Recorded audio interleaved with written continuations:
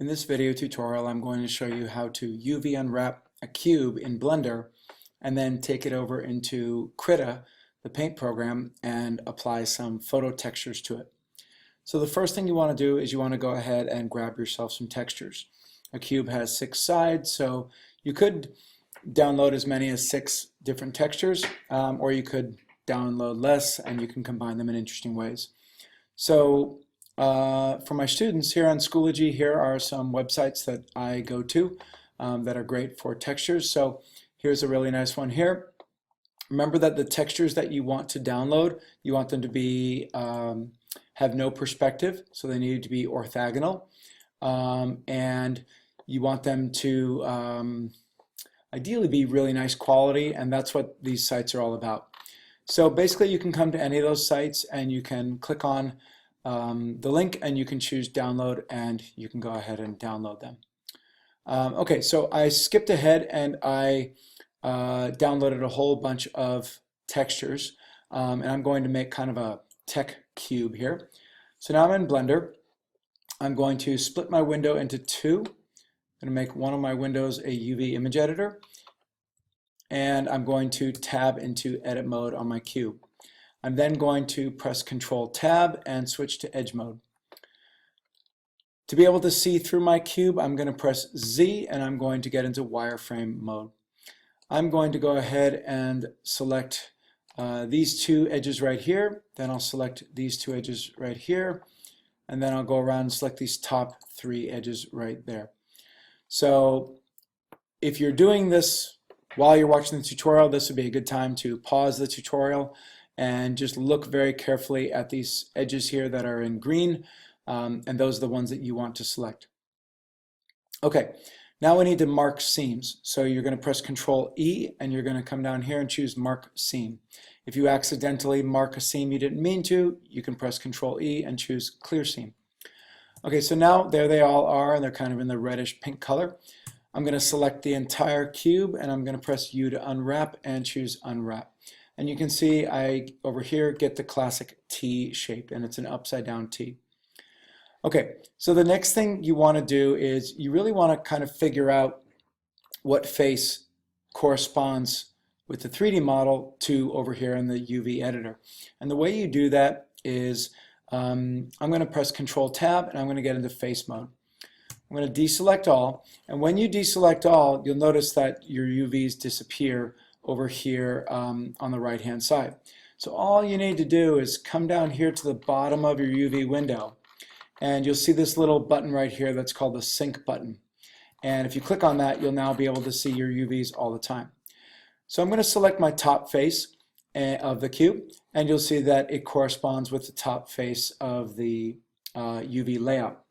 And then if I go down, so here's the next one right here, and that corresponds to this one.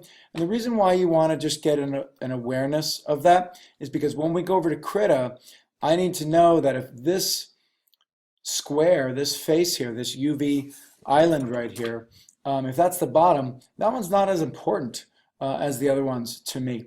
The top one's really important, and so are the other ones, but the bottom one isn't as important. So you kind of know what you want, what you're painting on. Okay, so with that said, I need to now get this UV layout into Krita. So I'm going to press A to select all. I'm then going to come down to the bottom of the UV window and go to the UVs menu. From the UVs menu, I'm going to click on Export UV Layout. I'm going to save this to the desktop, and it's going to be a PNG file, and I'm going to go ahead and I'll zoom in on this, and I'll go ahead and call this cube unwrap. I'll call it cube UV unwrap.png. Okay, so there it is there.